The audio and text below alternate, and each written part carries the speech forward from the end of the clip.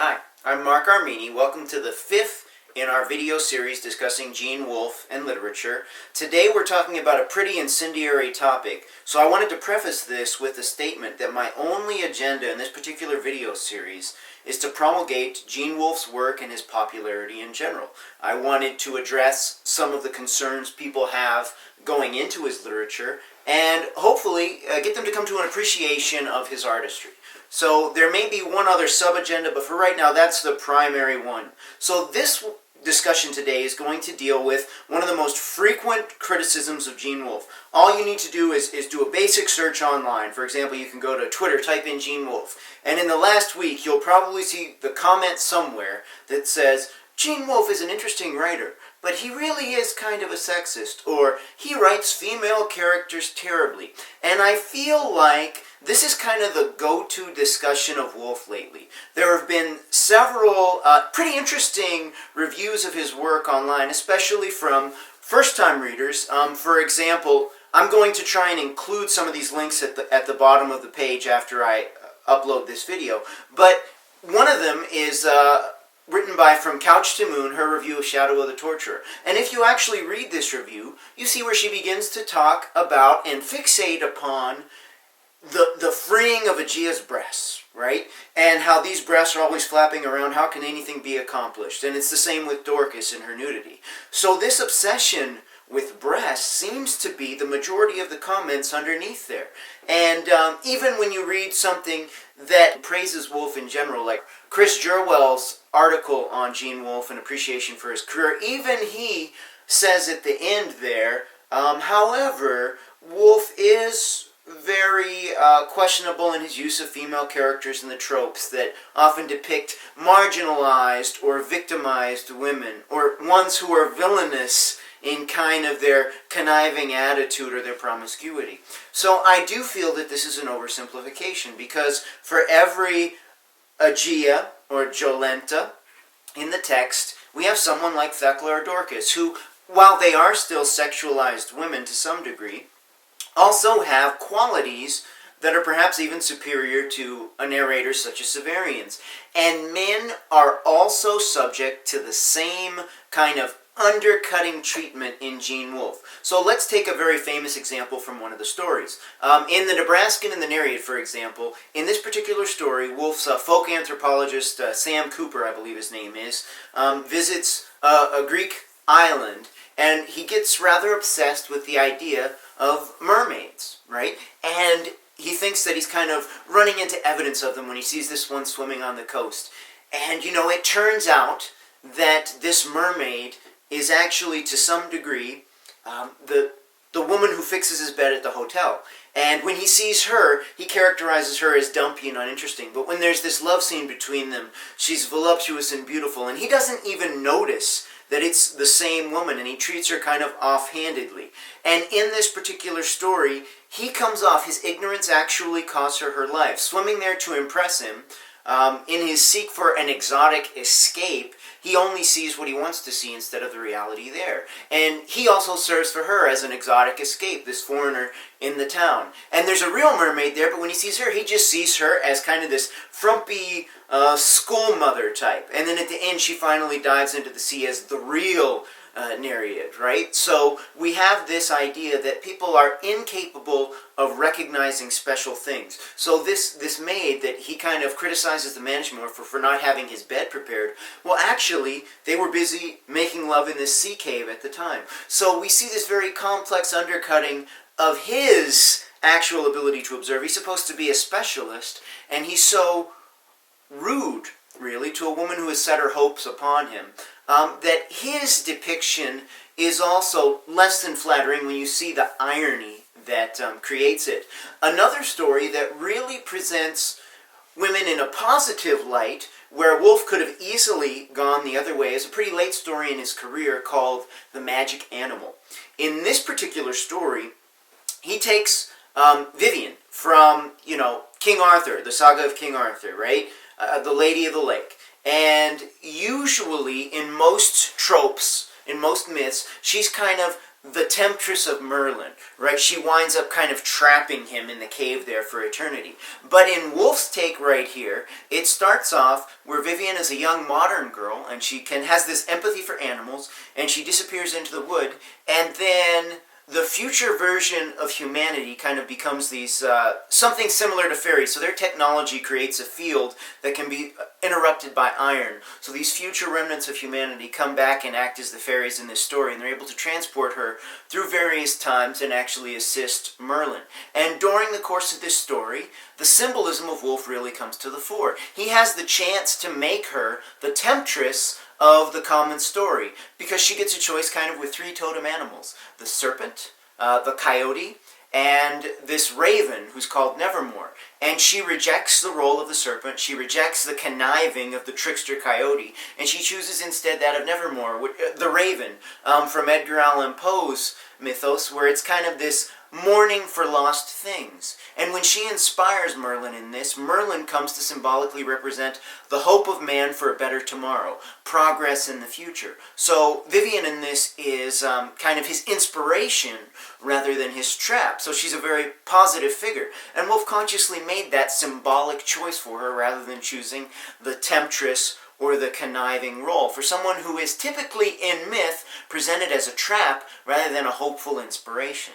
So his female characters can occasionally be complex. For example, General Mint in The Long Sun. We can all gravitate toward Hyacinth and her duplicity, but there is also this positive maternal influence in the form of the other Materas, or indeed a powerful figure from a meek one, where General Mint rises to kind of political authority. So they're not all as cut and dry in terms of the temptress/promiscuous nature that people seem to read into Jean Wolfe. Having said that, however, audience response definitely does have to be considered. So when we look at text after text or tweet after tweet that says, hey, Jean Wolfe here definitely doesn't write women well. So from the modern perspective, there must be something to that claim, or it wouldn't be so widespread. However, I do feel that he catches a bad rap for it to some degree, especially considering other writers, like Henry Miller, for example, who really does objectify women in a very harsh, kind of outstanding way. You never see that kind of treatment in Jean Wolfe, that kind of realistic, gritty treatment. And you have to ask yourself, is the responsibility of fantasy and science fiction actually to represent the real world, or is it showing something idealized through a symbolic resonance? And Wolfe definitely is a symbolist in large part. So, Henry Miller in his treatment of women, if I, myself, had a daughter, right, and she was a fan of William Burroughs or Henry Miller or Jean Wolfe, and she had a choice to go out with one of them, I would definitely rather have her go out with Wolfe. And if she went with Burroughs, I'd say, hey, don't let him shoot an apple off your head. We know what happens there. So the treatment of these authors, of females of a particular generation, is very well documented. And we have to talk about that generational gap as well.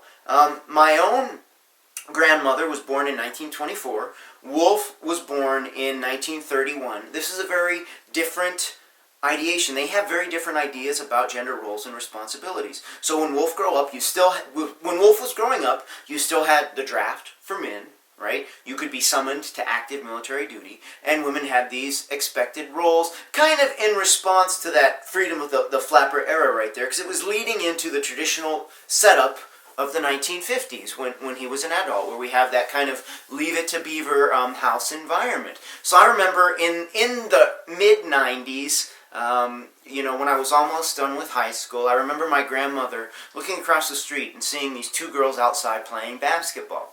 And one of them was sitting, on the sidewalk there. And her response to that situation was, look at these girls out here playing basketball, sitting on street corners getting diseases. They ought to be home washing dishes. Now, while this is a very sexist attitude, right, there is something about it that I think is worth examining. It's the idea of social responsibility and familial responsibility. She looks out there and sees these girls, and she perceives that they are not actually fulfilling their responsibilities towards society. And this attitude is old-fashioned, right? What can you do for your family and your society? So for men, you got to go out there and be a breadwinner. In Forlison, Gene Wolfe's short story, this really exemplifies that, where the woman is like, hey, you really need to go to work. In the instruction manual to her life, it says, if he does not go to work, make him, or you and your children will starve. Right? This very old-fashioned idea that he has to go out there and bear these responsibilities. And she has to go there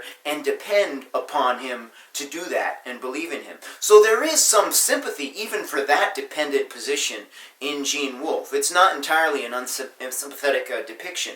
Now, the modern idea is, what can society do for us? We're owed certain rights. We have the right to do certain things. And this is a complete inversion. And this is why when we read this, we're like, wow, we don't really see these gender-based duties and responsibilities, right? The draft is gone. I don't have to act manly if I don't want to, right? It's my decision to do so. So this change in kind of the idea, the zeitgeist, the spirit of the age, I think, actually really does influence the way that we read Wolfe. And I'm going to give you another example of that from famous literature.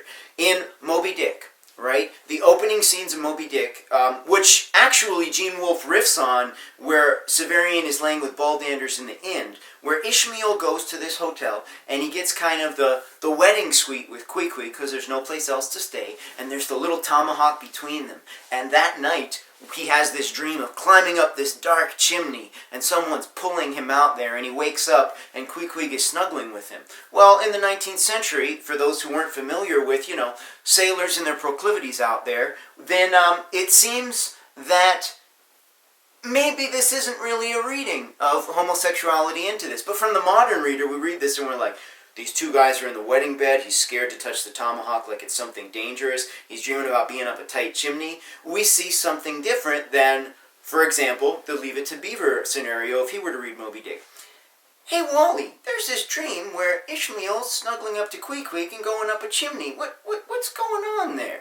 And Wally could respond, gee, Beav, I don't know, but Melville must have been some kind of jerk or something, the way Hawthorne didn't want to talk to him in the later part of his life. So, that reader response, we can really see that someone from the 1950s in that kind of sheltered environment would not be able to read that scene in the same way that we do right now.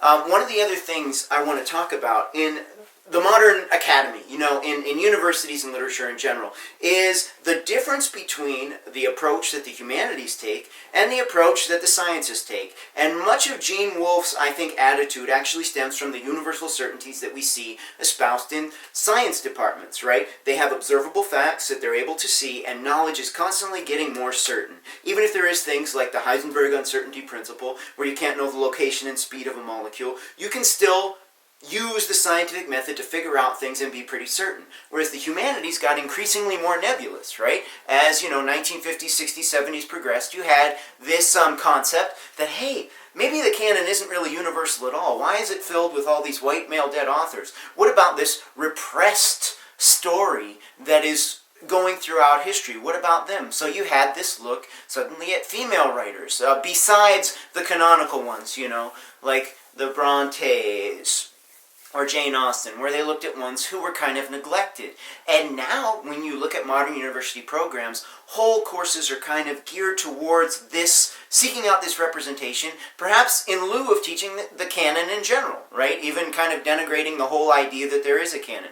So this extreme ambiguous refusal to accept that there are universals characterizes so many of the philosophical ideas of the liberal arts and humanities that, this postmodern explosion happened. So I really think that Wolfe is not really part and parcel of that in the way that some younger writers, or even some his age, who kind of refuse that scientific worldview actually are. And one of the projects recently that I find kind of interesting but somewhat controversial is articles like Sunali Jovenage wrote in The Guardian. The title of that was, I read only non-white authors for 12 months. What I learned surprised me, where her experiment was to kind of avoid those traditional white authors and do something else, to seek out this kind of repressed voice even now. And the response to that was pretty explosive. Now, I do feel that Wolfe's response to this idea, and I've talked to him a little bit about it in correspondence, is who cares who wrote something? And I mentioned how, when I was looking at some university programs, this, female authors in the 19th century, or, minority poets in this particular time period, how that seemed to be the majority of the specialization areas of the university. And Wolfe replied, if an editor is buying a story that's good, and it says, J. Smith, does he really need to know what the gender is before he can buy the story? Is that James Smith? Is that Jesus Smith? Is that Jemima Smith? Who cares, right? And that's his response. And while this may be an oversimplification, because we do have to accept the fact that some people may be in a privileged position to write about certain things and kind of produce that verisimilitude in there and have credibility in what they're writing, his approach is actually from the story itself. Does it entertain? Does it serve the functions of a story? And it is blind to gender. So I will probably have to admit that with all of the criticisms labeled at Wolfe, while this is a straw man argument, right? They're ignoring all the other things he does well. There must be something about the way that Wolfe portrays modern female characters, or even medieval female characters, that is somewhat grating to that modern reader. And I think part of it is his reliance on symbolism. So breast means something in that. Just like when Master Gerlos has his iron phallus for his impotence because he has to rape one of the clients, right? He feels like he's not up to the task. There's symbolism for the masculine ideation and role as well. So, the symbolism, I think, tends to throw off some of the readers because this is not actually realism in any real degree. And like I say, characters like Thecla are pretty sophisticated. So she has this very sophisticated religious argument that's skeptical, and she actually, to some degree, becomes Severian. And it may be some of her decisions that actually make him worthy to be on the throne there as autarch or self-ruler. So I do think that the generation gap is something that we need to keep in mind in Wolfe. And one more thing that I definitely do want to mention, I chose someone at random. One of the comments to that Guardian article that I wrote, I think, really exemplifies the attitude of the humanities and the way that they approach certain facts. So this is by Leo Schultz, and it was made on the 20th of February, 2015. And his response to that Guardian article I mentioned was, it was an interesting and worthwhile experiment. Doesn't it just reinforce structuralist notions of race and ethnicity? Like biological sex and gender, race and ethnicity are just socially derived constructs with no ascertainable basis in reality, mere projections onto formless appearances. Lived experience is fluid and dynamic. Now, his assumption there is that there is no biological basis for sex and gender. However, a scientist will tell you, right? A geneticist will say, well, an XY chromosome will tend to form into a male unless there is a deformation of the SRY gene on the Y chromosome, and for some reason the default development pattern is like a female. So there are XY females who develop as females with kind of a blind uterus. So this idea about gender being somewhat ambiguous, still, it needs to come down to a scientific definition, and there really is a way to do that, right? Hormones influence development. You can treat someone with hormones, you can treat someone with brain chemicals like phenylethylamine and stimulate a certain response. If you want a sexual response from them, you can do that in a lab environment under the right circumstances and create that. So humanity is not necessarily something that's not based in reality, like Leo says here, but that's the humanities assumption. The science assumption, it says, hey, if I want to create something that is male or female, or create an attraction there, or create a chemical response that's physical in nature, or even influence the thoughts of someone, we're at the point where we can actually reliably reproduce that, right? Like that Pavlovian conditioning where you ring the bell and the dogs will salivate. There is a reason for that in conditioning, and humanities ignores this. And I don't think that Wolfe really does that. So I did just want to say that Wolfe's female characters are a little bit more complicated than they are normally ascribed, and that he does make some decisions that undercut men just as much. His men are very extremely lacking in self-awareness, like Cooper in that Nebraskan in the Nereid. So all that should be considered, that men don't fare any better in his stories. In Pirate Freedom, Father Chris is actually raped on that pirate ship. Right? He's raped there. A man is subjected to this and he becomes a Catholic priest. And when they appear, you have a young boy who is kind of taken from that environment of this Christmas setting by this praying old man who clearly sexually molests him. So men are also subject to this same torturous fate that many of the women are subjected to in Wolfe. So I don't think it's entirely fair to say that he is explicitly sexist in his demeaning treatment of women. So next time we're going to go back to business as usual and talk about Book of the New Sun, Earth of the New Sun, and its connection to long and short sun. Thank you for listening to this very controversial topic. I really appreciate your patience and your understanding. And as I said, Gene Wolfe is a wonderful artist, and I feel like his work has kind of been unfairly pigeonholed into someone who either can't write women or is intentionally sexist, when much of the time there really is something a little bit more complicated going on there, even if there is some basis in reality in those claims. Have a great day.